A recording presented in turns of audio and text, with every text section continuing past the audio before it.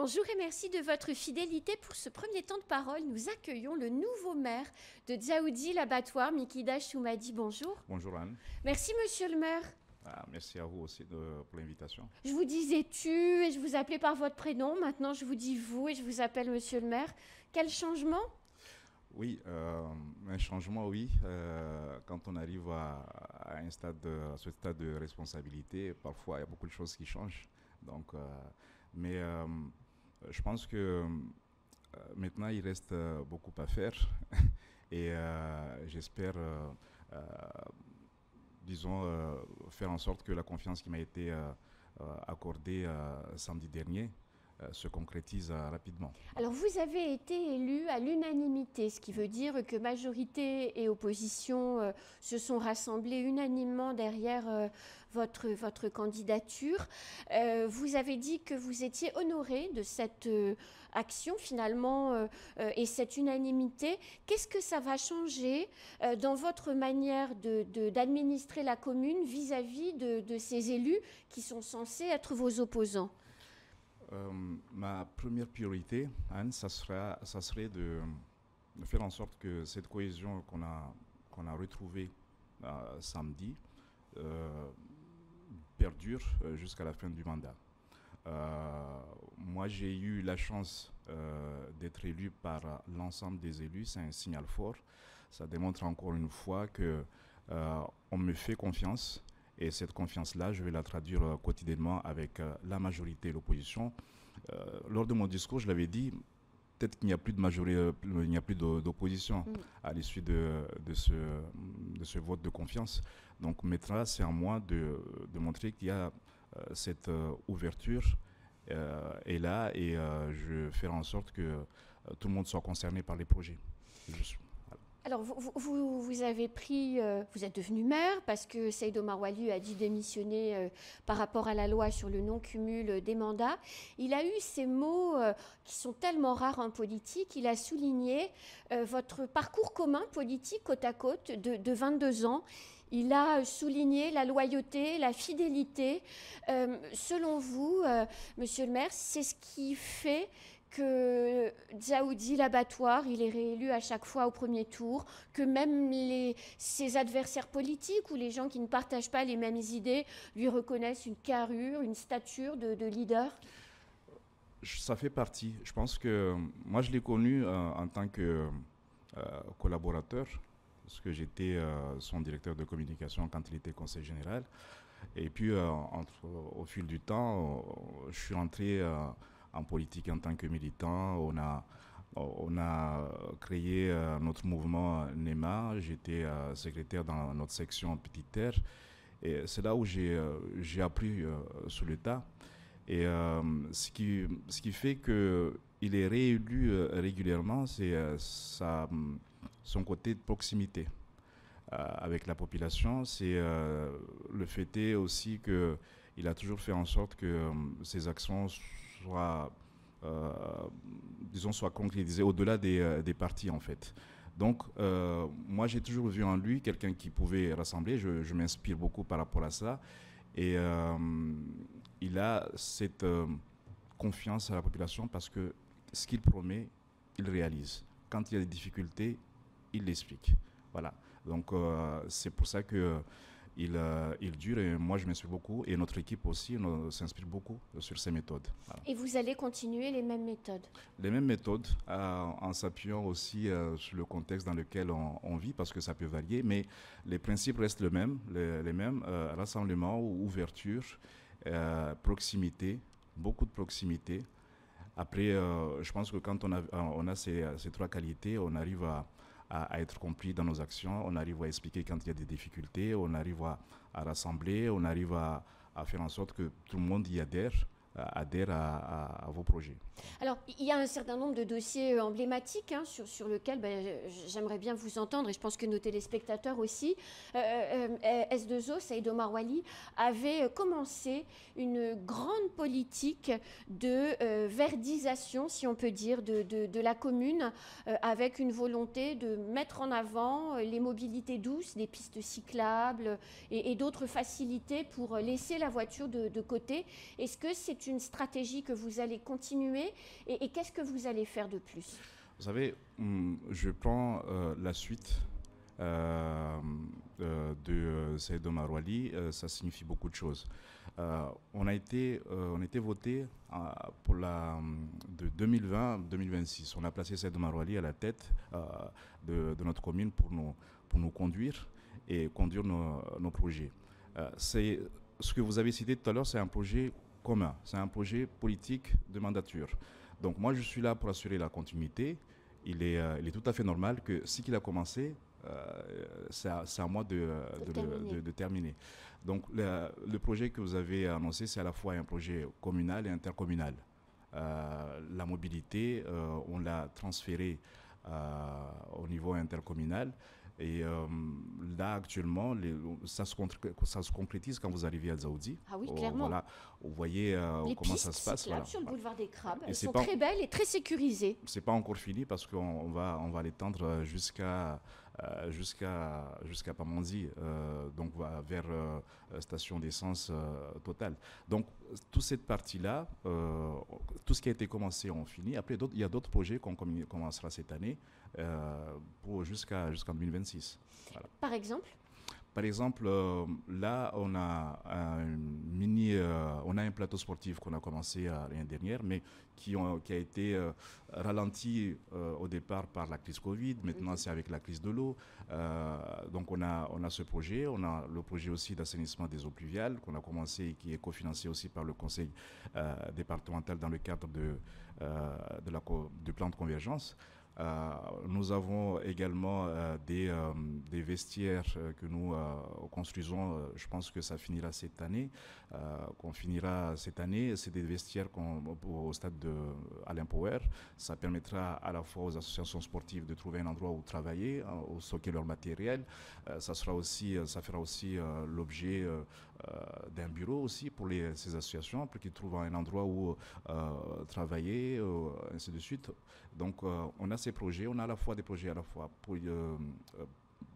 disons sportifs et culturels, et il y a un projet également au niveau de la police municipale qui est un projet de bâtiment. On ne l'a pas encore commencé, mais on a en étude bâtiment de la police municipale parce que plus le temps passe et plus les besoins se font sentir au niveau de la sécurité publique chez nous à Dzaoudi l'Abattoir. Alors justement, la sécurité publique à Dzaoudi l'Abattoir, depuis quelques semaines, les tensions, les violences dans le quartier de la Vigie sont en train de remonter en force avec des exactions qui reprennent comme par le passé. Qu'est-ce que vous allez faire pour justement essayer d'empêcher que ça redevienne le Far West comme il y a quelques années? Ce qui est sûr, Anne, on assiste depuis longtemps, que ce soit à Mayotte ou ailleurs, une autre façon d'être violent. Voilà. Donc chez nous à Dzaoudi, pour ce que je connais, je sais que la délinquance que nous rencontrons actuellement, c'est pas celle qu'on a connue il y a quelques années. Oui. C'est une délinquance qui se déplace et on cherche à s'adapter. Parce que le problème qu'il y a, c'est que maintenant, on cherche à s'adapter à ceux qui nous agressent. Voilà. Donc, ce qu'on fait, c'est on a entamé une vraie campagne de professionnalisation depuis 2 ans maintenant, et ça fonctionne bien parce qu'on a des polices qui sont vraiment professionnelles, avec un directeur qui est très très compétent. Donc, on leur donne les moyens. Avec les caméras de protection, on leur donne les moyens pour qu'ils puissent affronter physiquement ceux qui les agressent et ceux qui agressent aussi la population. On leur donne les moyens pour travailler en collaboration avec la gendarmerie et d'autres forces étatiques pour permettre de juguler cette délinquance. Nous, on travaille là-dessus. Il y a aussi un travail social qui se fait avec le CCS pour détecter certains cas qui peuvent éventuellement sortir de cette délinquance. Il y a un travail aussi culturel aussi qui se fait pour détecter aussi, pour venir en appui de cette délinquance également. On ne peut pas être parfait, mais il y a des outils qui se développent au fur et à mesure par nos services qui font que peut-être qu'on arrivera un jour à travailler convenablement pour faire en sorte que cette délinquance puisse être une vieille histoire pour nous à Dzaoudzi l'Abattoir. Par la prévention, quelque par part. Plus par la prévention, parce que nous, on s'inscrit dans le cadre de nos compétences. On peut Bien pas, sûr, vous n'êtes pas la gendarmerie. Voilà, on n'est pas la gendarmerie, on n'est pas la police, on n'est pas la BAC aussi. Donc, on agit par rapport aux compétences qui nous sont dévolues. Mais ça veut dire aussi prendre à bas le corps la question des mineurs isolés, qui n'est pas non plus une compétence communale, qui est une compétence départementale. La délinquance, en fait, l'insécurité, c'est une compétence qui concerne tout le monde. Chacun doit y apporter sa contribution. Nous, à notre niveau, on fait ce qu'on a à faire par rapport aux moyens que nous disposons. Donc, par exemple, c'est mettre en place des grands programmes de sport, de culture, pour occuper cette jeunesse et faire en sorte qu'il y en ait moins qui traînent dans la rue et qui tombent en fait dans le phénomène de délinquance. C'est ça, en quelque sorte. C'est pour ça qu'on multiplie les structures sportives pour leur permettre de leur offrir plus de possibilités. Et on aide beaucoup les associations, que ce soit culturelles, soit ça sportif ou même culturel aussi. On les aide aussi pour qu'il y ait une certaine cohésion, un dynamisme aussi pour la commune. Donc voilà. Alors, il y a un autre sujet, monsieur le maire, c'est la ZAC des Badamiers. Vaste projet de mandature, quelque part, d'aménagement d'une zone pour créer de l'économie, du logement. Mais il y a une partie des habitants de Dzaoudzi l'Abattoir qui disent que ces terrains, une partie des terrains sont à eux, qu'un appel à projet a été lancé pour inciter des entreprises à proposer de l'activité économique sur des parcelles qui sont leur propriété et des parcelles qui a priori ne sont pas à vendre. Vous savez, ici, les difficultés que nous rencontrons pour réaliser des travaux, enfin, des projets structurants, c'est souvent le manque de foncier. Et il est vrai que pour ce projet, il y a des familles qui s'estiment aisées par le projet en question, mais il y a des discussions qui sont toujours en cours parce que les femmes qui a la charge aussi de discuter avec les familles concernées n'a pas encore fini le travail. Mais nous, on tient à ce que ce projet se réalise parce que il en va au développement de notre commune. Il en va du développement de la petite terre parce que ça va créer des emplois. Ça va créer beaucoup d'emplois et beaucoup de secteurs économiques vont s'installer dans la zone. Oui, mais monsieur le maire, c'est le cas à Dzaoudzi, mais c'est le cas à Bandrélé aussi. Et plus il y aura de l'aménagement, plus ce sera le cas. Tous se plaignent de propositions de rachat de terrain qui sont ridicules, 10 € le mètre carré, alors que derrière, les aménagements vont valoriser considérablement les terrains et les uns et les autres estiment, parce qu'en plus, ils ne sont pas vendeurs au départ, qui sont spoliés de leur bien familial, de leur héritage. Et alors, moi, j'entends votre point qui est de dire il faut aménager Mayotte, et je pense que personne qui nous écoute dira qu'il ne faut pas le faire, mais racheter des terrains qui appartiennent à des Mahorais à vraiment pas cher pour ensuite derrière les valoriser, il y a quelque chose d'un peu injuste là-dessus. Oui, pour acheter des terrains, mais à fort prix. Enfin, vous voyez. Vous savez, Anne, quand une collectivité cherche à acquérir un terrain, on n'a pas cette liberté de fixer des prix. On s'appuie sur des recommandations de France Domaine qui évaluent les terrains. Mais les négociations, on n'a pas cette liberté de négocier les prix avec le propriétaire en question. Nous, concernant ce projet, c'est les femmes qui s'en occupent. Nous, on est en attente des résultats. Ce qui est sûr, c'est que personne ne sera spolié. Tout le monde y gagnera quelque chose. Voilà. Et ma dernière question, parce que le temps tourne, évidemment, la piste longue, elle n'est pas à Dzaoudzi l'Abattoir, elle est à Pamandzi, mais si d'aventure l'aéroport déménageait en grande terre, comment vous anticipez les éventuelles conséquences économiques néfastes pour votre commune ? Déjà, je comprends pas. Je ne comprends pas pourquoi cette piste va être délocalisée. Là où il se trouve, je pense que ça arrange tout le monde. Moi, ce que je ne comprends pas également, c'est que cette année, j'ai vu Notre président du conseil départemental était parti à Madagascar pour participer à une opération de reboisement d'un territoire.